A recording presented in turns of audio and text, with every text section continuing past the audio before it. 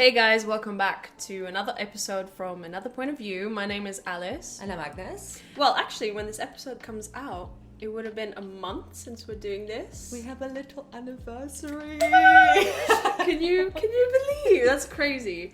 Because to me, it kind of seems like it's been a long time, but actually, like at the same time, it hasn't. Yeah, I think we've done so much, we've learned so much, Yeah. we've grown so much that it feels like it's been a year. Yes. Yet it flew by really quickly. Yeah. So I can't quite believe it has only been a month.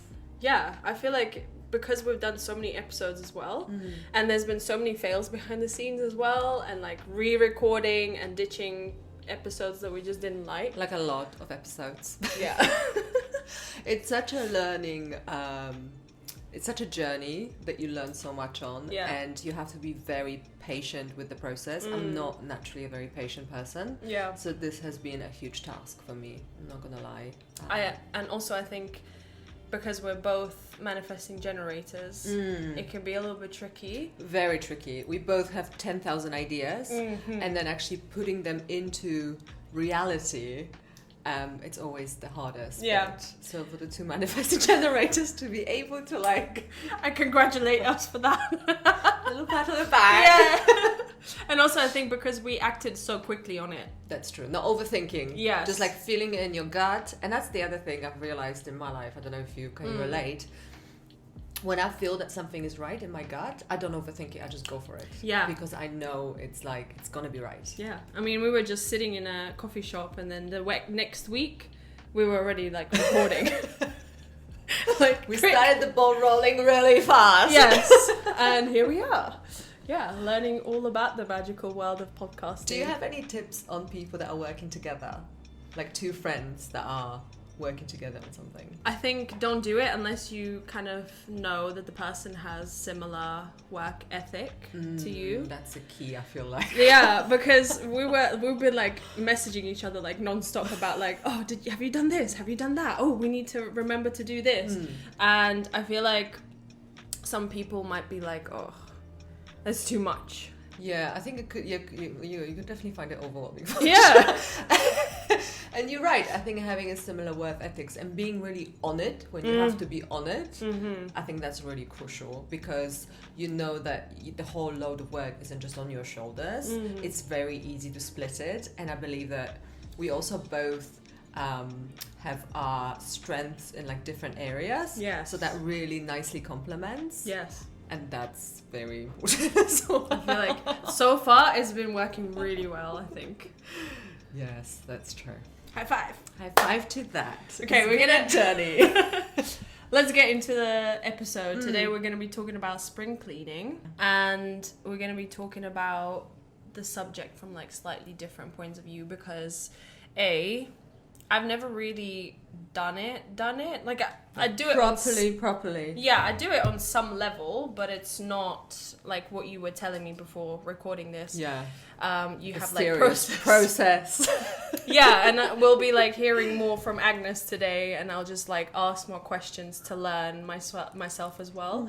But also the fact that my wardrobe is significantly smaller than yours. Yes. So I just don't have like that much to go through, I feel like. Because Agness here has a whole room upstairs. Yeah, I have a walk-in closet. Don't hate me. We don't hate you. We're like, oh, can you be my friend? Fair enough.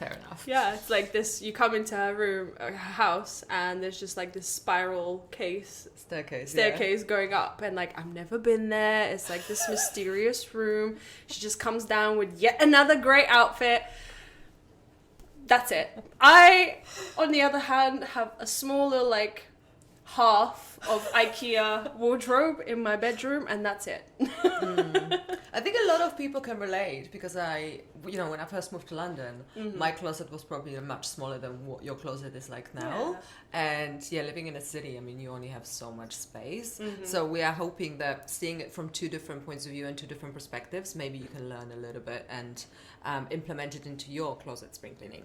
Because I think no matter how big your wardrobe is, it's still like the points we're going to be going through in this episode is like they're important for everyone. Yeah. And it's way more than just having a tidy wardrobe. It's like about your mindset as well, and just creativity, and just a lot more. Yeah, there's a lot more to it. Yeah. When you really kind of look at it from a bigger perspective, I feel like. Exactly. So let's get into it. Let's get into it. So as Alice mentioned, I have quite extensive wardrobe, I'd say. I have a walk-in closet, and also in my bedroom I have a built-in wardrobe as well. So the built-in wardrobe downstairs, it's something that I sort of edit on a monthly basis, and that's how I kind of like rotate the clothes that I'm wearing sort of every day. And then the closet upstairs has a lot of my vintage pieces, a lot of pieces.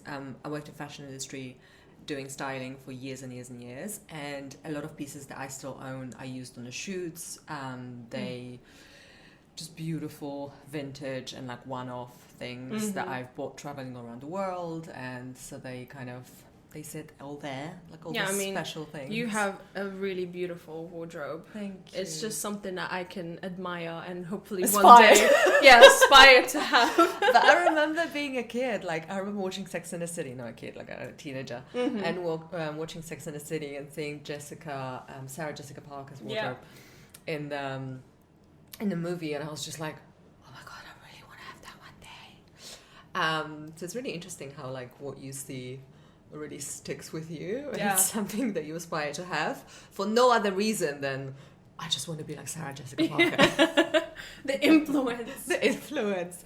So anyways, going back to my wardrobe and my spring cleaning tips, I think first of all, we all have a lot of things. There's some very interesting statistics, and most people wear 20% of their closet 80% of the time.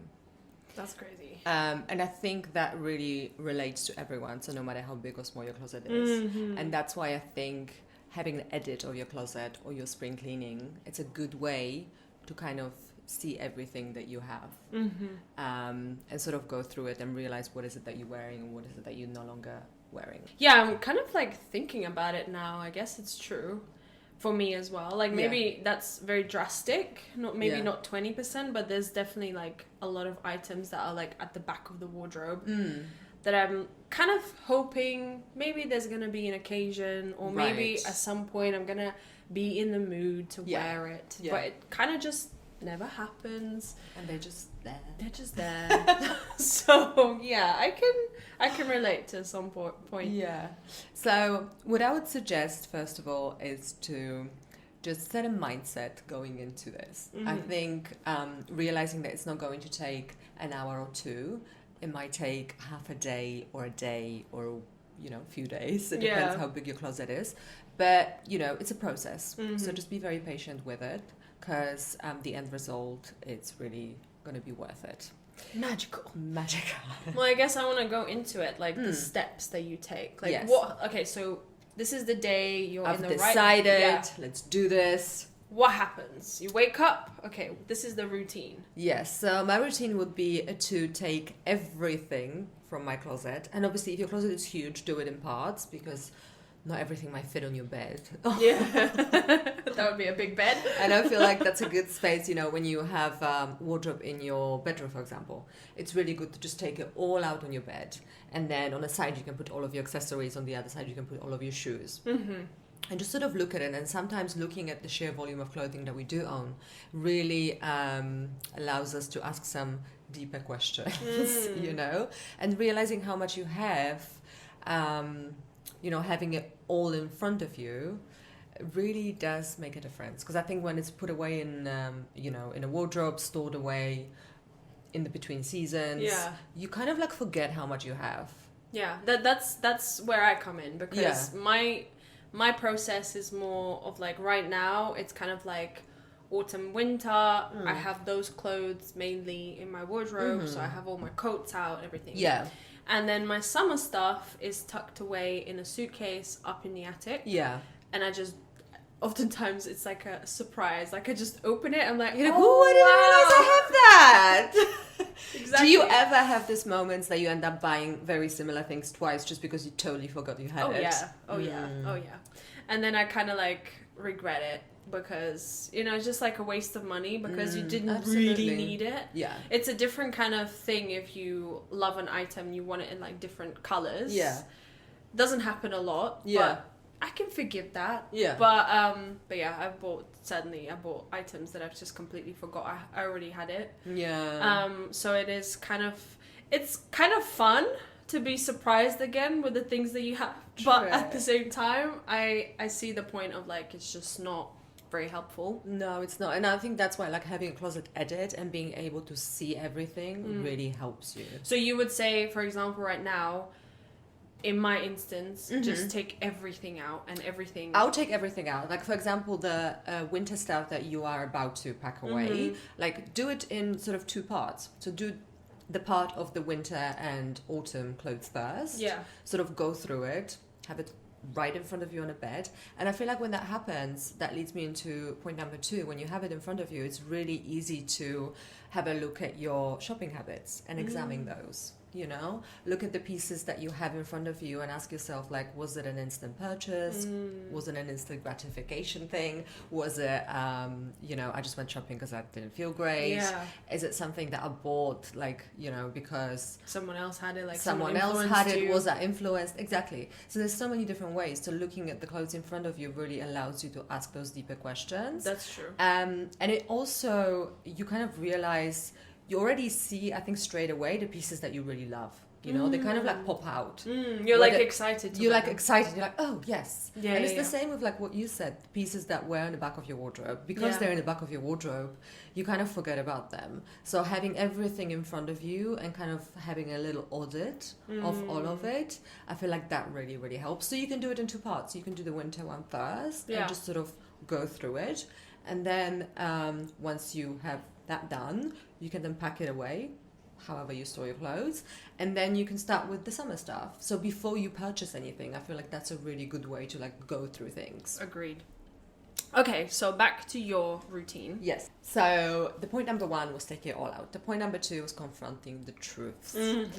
So like I mentioned, asking yourself questions.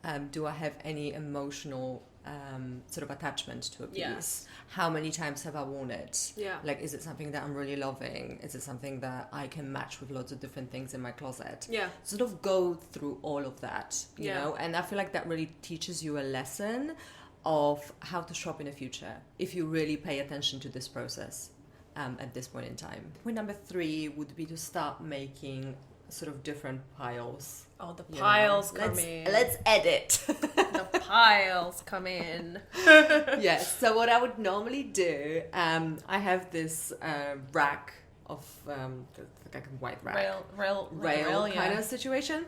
Yeah. And it's kind of collapsible, so I can store it away. But I do take it out when I do those kind of edits. And I used to organize wardrobes for clients when I first started doing personal shopping. All right, so you're quite familiar. So with I'm this very process. familiar. I've done loads of those, and I've learned so much along the way. So at this point, I would have this rail up with some like really nice hangers. I really love the velvet hangers. Because, you know, the clothes don't slip and they look really pretty, and it's also a cohesive vibe, you know. Right. If they're all black or whatever color you pick. Just little details that I feel like make a huge difference. Yeah, just in my life they do. You make the process You know, like a when you little. go, you know, when you go to a shop, Yeah. and you look through the rails, Yeah. right? Like all the hangers are the same, and it's kind of like True. it makes you want to flick through it. Yeah, it's a different experience. Yeah, it's a different experience. So just like apply that to the pieces that you're keeping. Yes. You know? Yes. Look at them as like this special things that you're gonna have in your life that's gonna help your creativity, and you know that rail would be ideally for all the clothes that you keep. If you don't have a rail, just make a really nice pile on your bed of kind of all the pieces that you keep and that you really love.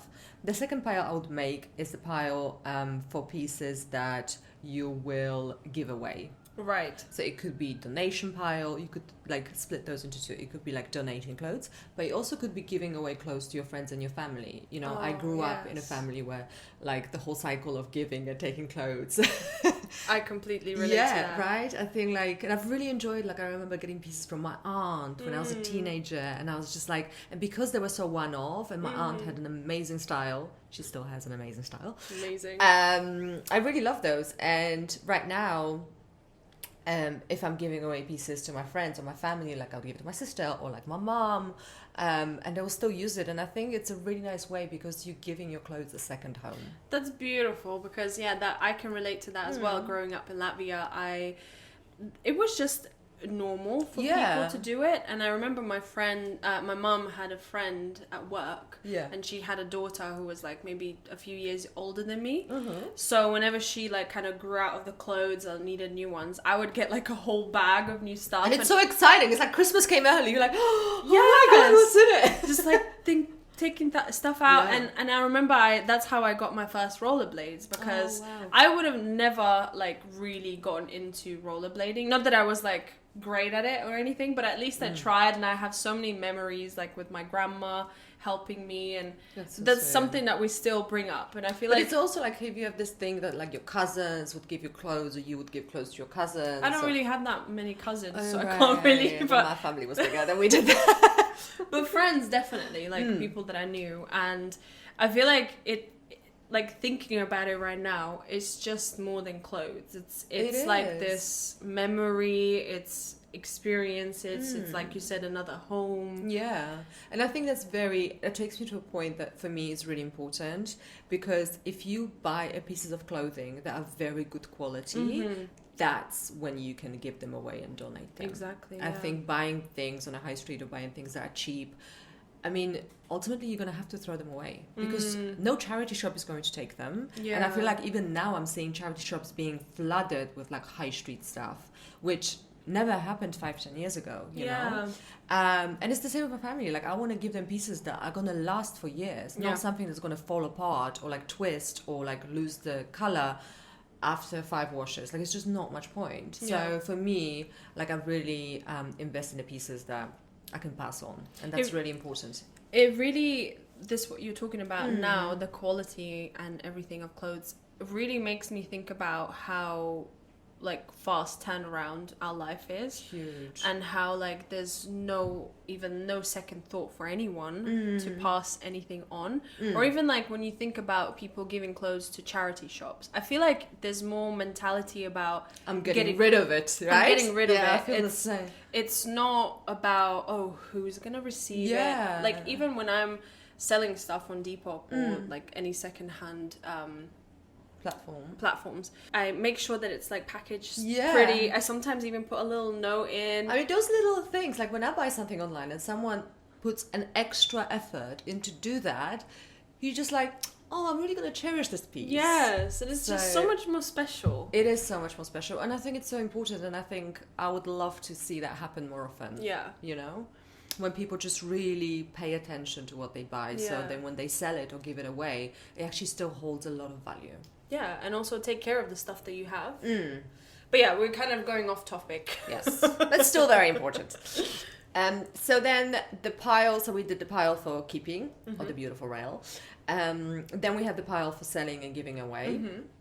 I would really encourage you to have a pile for repairs or anything that needs alteration that you still want to keep, because I feel like those are the pieces that sometimes we just like, ooh, this dress is like falling apart on the side, I'm just going to put it in the back of my wardrobe, and then it just stays there for ages, and you just, you know. And it's really interesting because I grew up with my mum is a seamstress, so altering clothes was just like the most normal thing ever. Since I moved to London, I had to find very good seamstresses to be able to take the clothes to, or I just take a whole huge suitcase when I go back home and I'm like, Mom, I just have like 50 pieces for you. And like finding people that you can trust as well. That you can trust and that are really good. So I think that's really important, so the alteration pile. And act on it quickly. Yes, just don't put it away, don't like, and also I've started like learning how to sew and like repair things myself. Because I feel like that's really special, like especially vintage pieces that I've bought and there might be like a little hole, and I would just like ask my mom, like, what do you think I should do about it? Like, is it something I can do myself, or is it something that I should bring to you?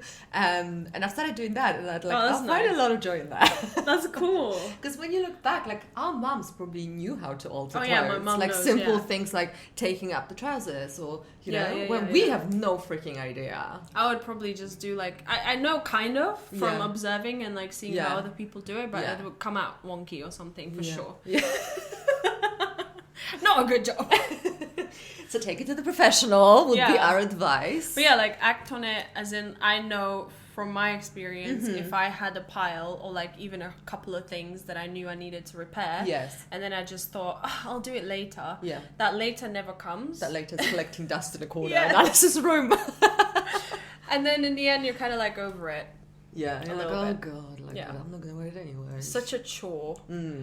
If you do end up selling clothes, like I've done that loads, and for me, websites that really worked were Depop and Vestia. Vestia for the more luxury pieces, and then Depop for the sort of not as luxury pieces. And I love Vinted. Not high-end. And you love Vinted, and you have, I feel like, a lot of experience. Yeah. So if you can like tell me, why should I be on Vinted? It's not like we're advertising Vinted, but no. I am going through a huge spring cleaning myself, and a lot of people have mentioned Vinted. Yeah. So I'm just thinking like maybe that is a platform that I can check out. Well, to start with, I didn't really like it. I don't know if they have improved over time. How long have you used it for?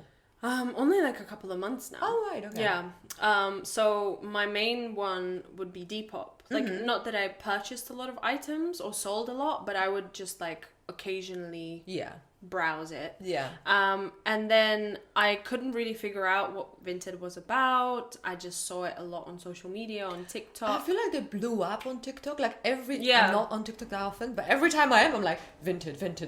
I feel like, wow. I feel like they're really good with their marketing or something. I mean, obviously, because now everyone is telling me like, you should be selling your stuff on Vinted, or like, do you have a Vinted account? Yeah. But yeah, so I think they're just good at marketing. That's why. But also, I don't know, like I said, maybe they've improved now that I all of a sudden fell in love with it.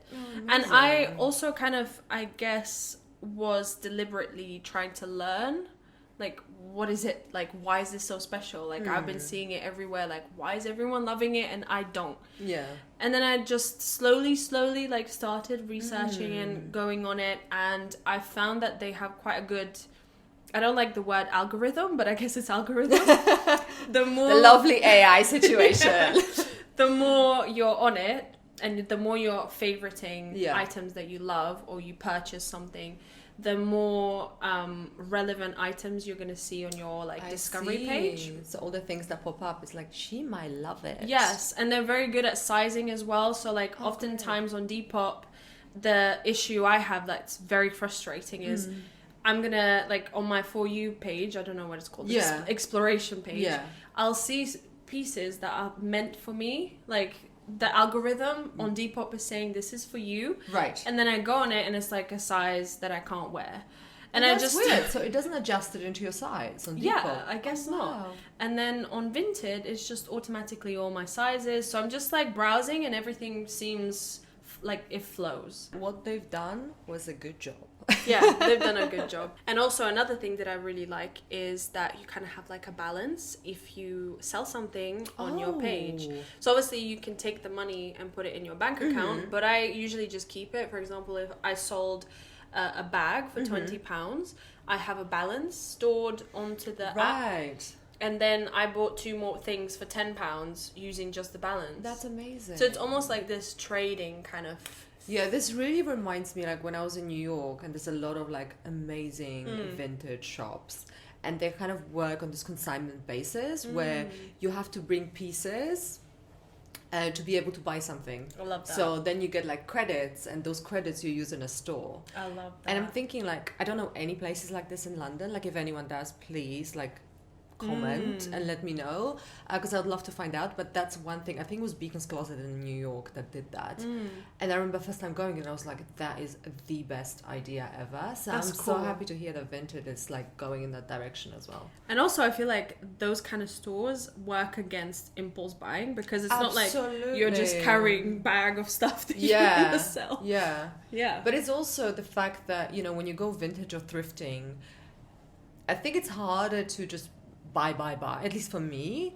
Like, you have to rummage through things, you have to be in the right mood, you have to, you know, like, you have to be in this, like, I'm gonna explore and see what's there, and like, I'm on a hunt for this, like, leather biker jacket yeah that is from the 90s, and it's probably gonna take you a while to find the piece that you really want. Like, we live in Notting Hill, and even going to like Portobello Market on Friday and Saturdays, like, I have this very specific thing on my mind that I want to buy, and it's this 1930s silk like undergarment dress. Okay. And there's very few of those. So, and they're also extremely expensive. And a lot of them are damaged. So to find something that's in a really good condition, it's going to take me a while. Yeah. But I'm really kind of like, I'm not going to buy anything else. Like, this is what I want to purchase, and I want to stick with it. But once I buy it, I'm like, because I found one of those last year, and I've literally cherished it, and I've worn it so many different ways, and I absolutely love it. Oh, that's so cool. So I think it's more kind of, I feel like you're more mindful. Yes. When you go thrift shopping, because like what you said with charity shops as well, it's not like you walk in and like everything is in this color and everything. And that's the other thing. When you go shopping, it's like we have every size you want. Yeah, you know? yeah, exactly. Which thrift shopping is not like that. Yeah. So we're kind of off topic again. But it was an interesting topic. I enjoyed that. So yeah, you have the piles. So I think the last pile is the maybe pile. And I used to do that with my clients a lot when they had pieces that they didn't necessarily want to get rid of. They were not 100% sure they want to keep it. And I've just created this like maybe either pile or you just hang it. So I would normally hang it in the closet, and I would turn the hangers the other way around. I love that. And then I would put it in the front of the closet. So it's kind of like in the front of the rail in the closet. So they are seeing it. It's not somewhere tucked in the back. And then basically we'll go through a process, and I'll say to them like, look, if you're not wearing it at all, or if it's something that you don't even look at, because I feel like I had those like maybe hangers, and some of them I had for like a year. Yeah. But I knew, like in the back of my head, my intuition was like, you're gonna wear it one day, don't sell it. And I had it there, and it was on maybe like 1 or 2 hangers. Like it was not many, because obviously if you have like 10, then it's a bit overwhelming. So really narrow it down. I would recommend that. But yeah, just see, you know, if you end up wearing it, then just turn a hanger and just move it to the I'm gonna keep it and love it. And it's kind of like side of the wardrobe. Goes back into like the rotation. Yeah.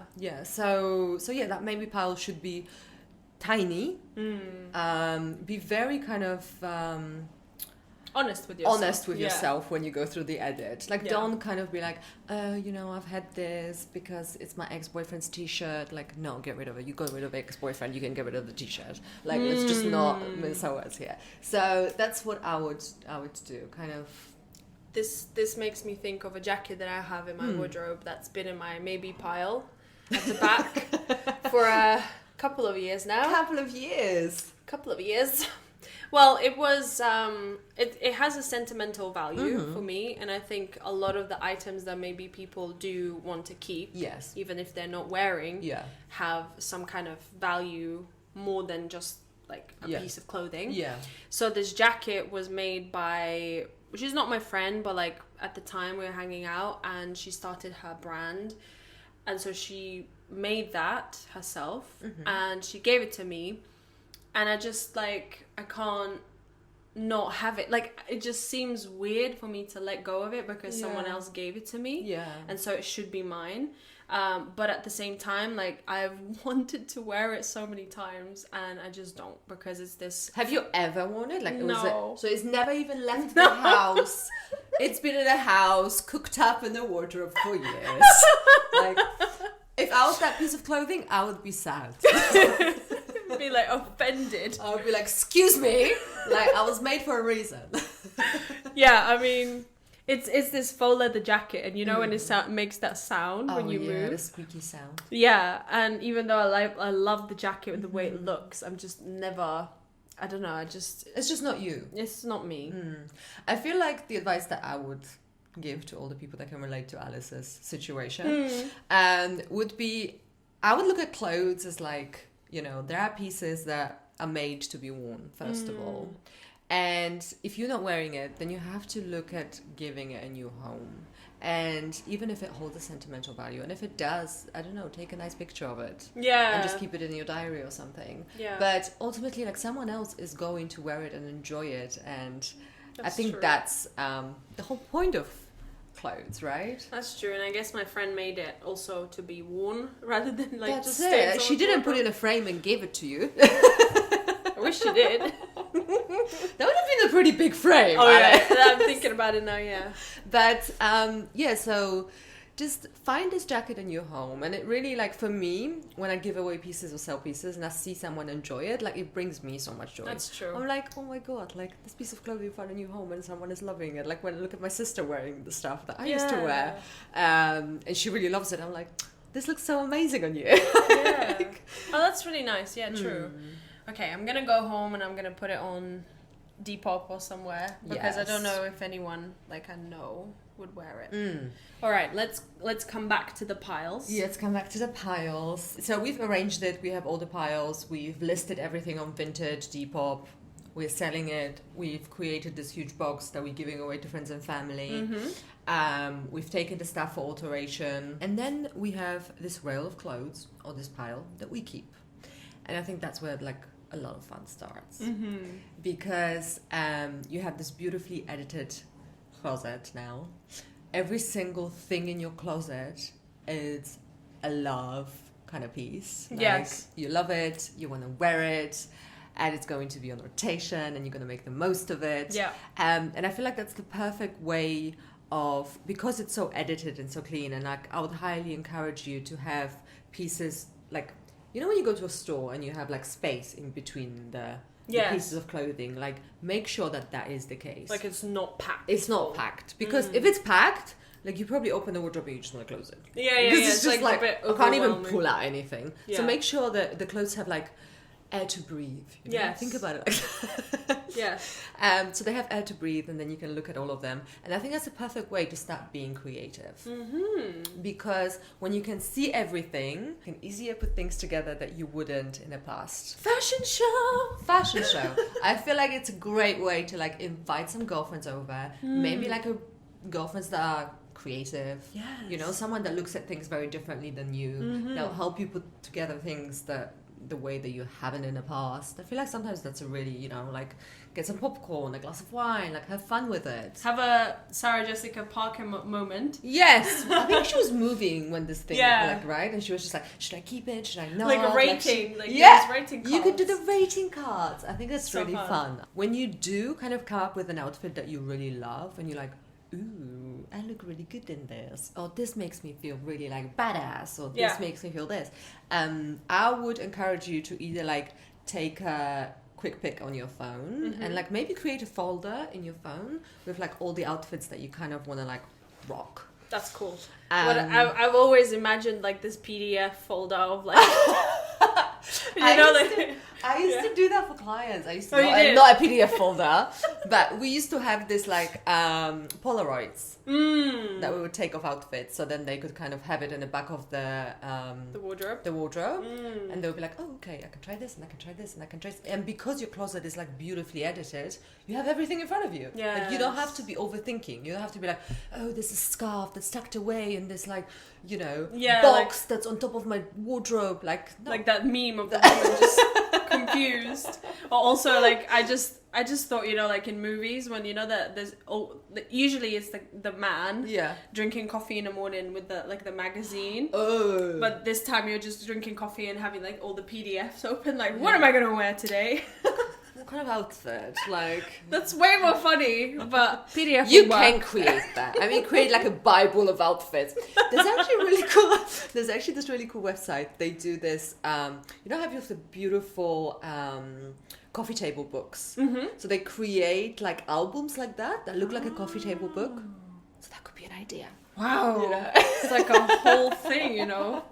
That's like taking it to another level. Buying new suede hangers, new rails. Velvet, no suede. Velvet. In my head, I haven't seen the suede ones, but you know, I'm pretty sure they exist. Now creating book. Yeah. Creating a book. I mean, you can take it. You can take it up a notch if you really want. That's so serious. It depends how serious you are.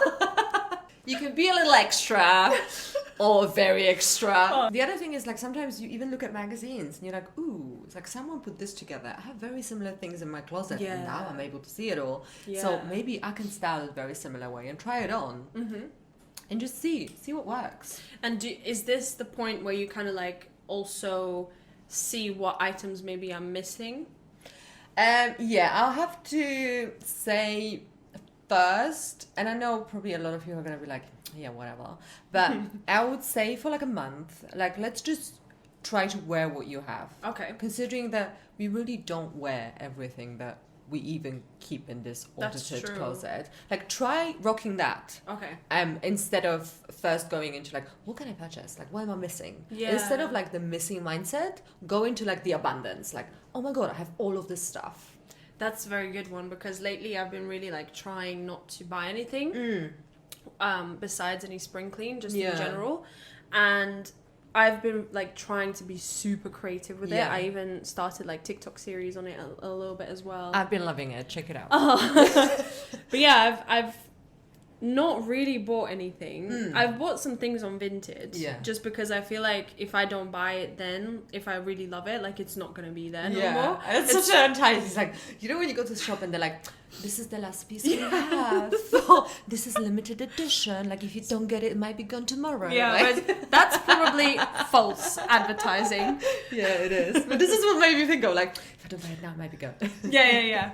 But like that's the only thing I've bought. Whereas before I was someone who'd be like, oh my gosh, I want to do this, like create this outfit that I saw on this girl, and I don't have a mini skirt, so I'm just like trying to find this mini skirt. But yeah, I feel like it's better to like have a little breather, I guess, and like you said, wear what you have, like enjoy what you have before you go on this like spending spree. And maybe then like after a month you'll be like, yeah, actually I really do that. Yeah, for example, like if there's a couple of times or like, you know, few days that you're like, oh my God, this is really like, I'm really missing this one specific thing. And the other thing I want to mention, if it's something that you're really missing, maybe think about investing. Think about spending a little bit more money on this thing that you think that you're missing in like every other outfit. You're like, oh my God, there's like, I don't know, this pleated skirt that I really want to wear. And there's so many outfits that I can think about creating with this skirt. This is the other thing, you know, think about it. It's like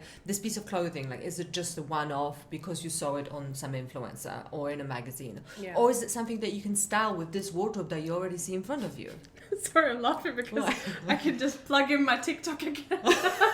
Yeah, but jokes aside, like, I have the series. So you can totally relate. Yeah, I do. If I buy something new, I must style it 3 to 5 ways. Yeah. And it has to be like different ways, different occasions, not just like, oh, today I'm going to wear it with jeans, tomorrow I'm going to wear it with like different jeans. Yeah. So it has to be something that can like really last a long time in your wardrobe. Yeah. But I would highly encourage before buying anything, really make the most of what you have. Yeah, I agree. And just do like what you said, like a month, and be like, okay, no, I'm not going to purchase anything. I'm really going to enjoy every single thing. And maybe that will lead you into getting rid of more things. Because maybe for that month, you're going to be like, actually, there's this piece of, I don't know, trousers that I thought I really loved, but I haven't worn it in a month. And like, am I really? And I feel like that really puts you into a creativity mode as well. Like it forces you to go there because you're not going and buying this piece and that piece and whatever. Like you really have to concentrate on what you have. True. So I would highly, highly, highly encourage that. And then after a month, maybe you can move in with me and take the other half of IKEA closet. Yeah. You know, you don't need it. But honestly, I feel like if you don't just shop, you have to be creative with your clothes. And I remember like growing up, like my closet wasn't huge. And I was really forced to be creative. And I really enjoyed it as well, you know? I was thinking I can put this so many ways. I can do that with this and just do that. And I feel the other thing that should be really kind of normalized is maybe like borrowing, even if it's not clothes, maybe like accessories from friends and just like swapping things. Yeah. Instead of buying stuff. Yeah, accessories are a good point because like even if you're not the same size, you can still borrow things and be like, oh, you know, like you had this scarf from me the other day, which really kind of like it pops, so it can make your outfit. So you can wear something really simple with that, and that's like what you said. You don't have to be the same size, and you can still kind of like jazz up your outfit with something else, and then you can just give it back. Okay, so we talked about my way of editing closets and spring cleaning, and I was wondering, because our closets are so different and your closet is so much smaller, what is it that you can like take away from all the tips and tricks that I've given you? So I have never taken everything out. What usually happens is like, let's say next month in April, probably I will take my spring and summer stuff down. and I would immediately just pack away my winter stuff. Right.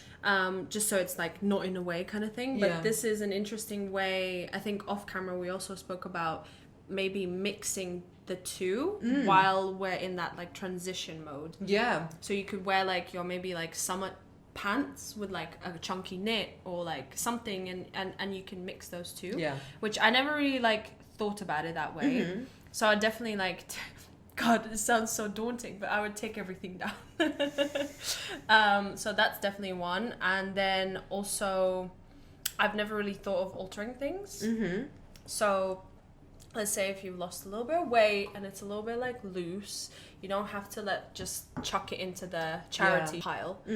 It can be altered and you can still wear it and love the item. And I feel like, sorry to interrupt you, but also like altering things.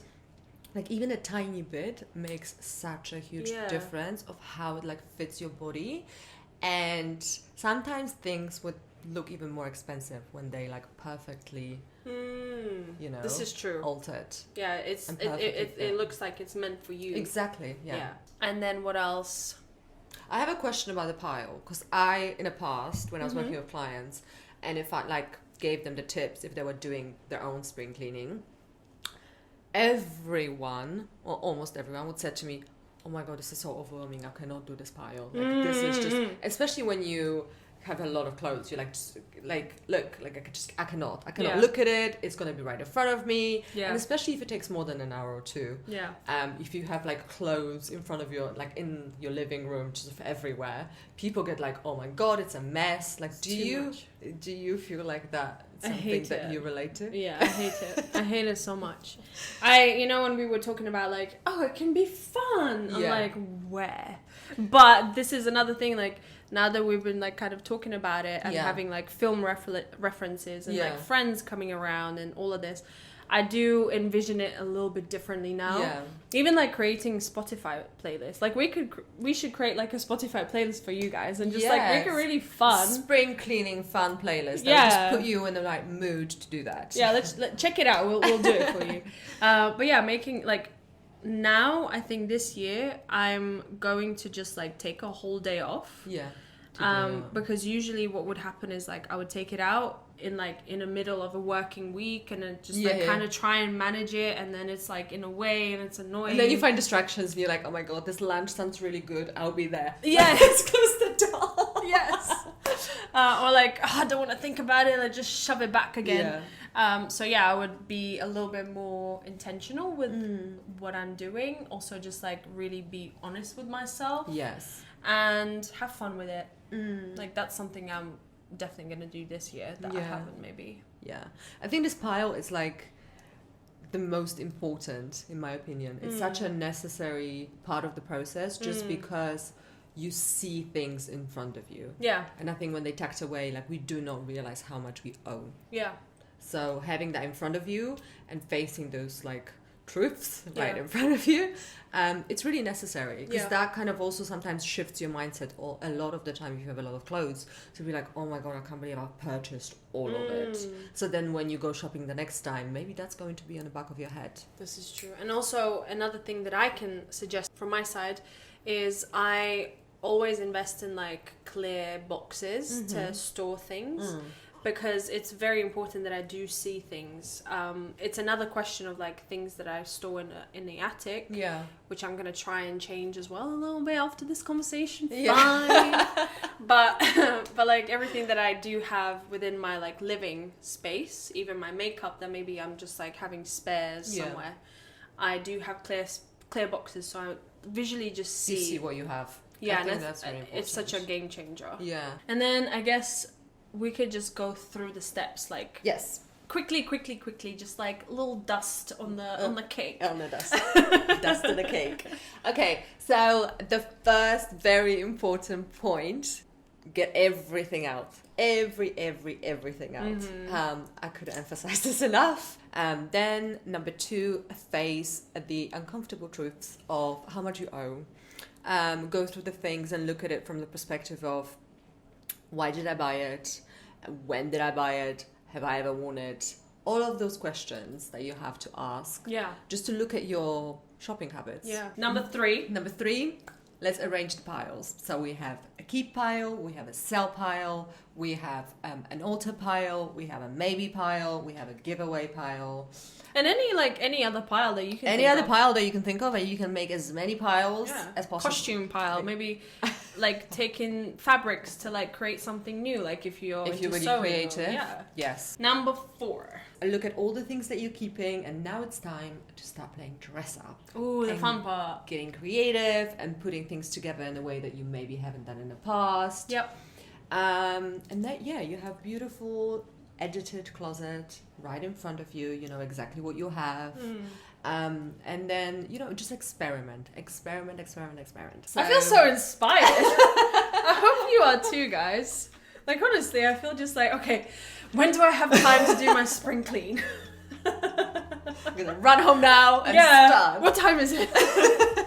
But yeah, I think it's a great way, and like what I said, like, just have fun with it. Don't overthink it, you know? And just in the back of your head, remember that you're gonna feel so much better once you're like done with the process. 100%. All right. I feel like this was a beautiful episode. I'm hoping that we've given you some tips that you can use and get inspired. And do let us know if you have any tips while doing your spring cleaning and editing your closet. Like, I would love to hear. Like, we both love learning about it. Exactly. We're always like open to any comments and any suggestions, and even though we seem like the ones giving the tips, we're like open to hearing what you have to say. Yeah, you learn your whole life. So if you have something good, just let us know. Thank you so much for watching and listening. Don't forget to like, subscribe, and comment. And we'll see you next week. Bye. See you soon. Bye.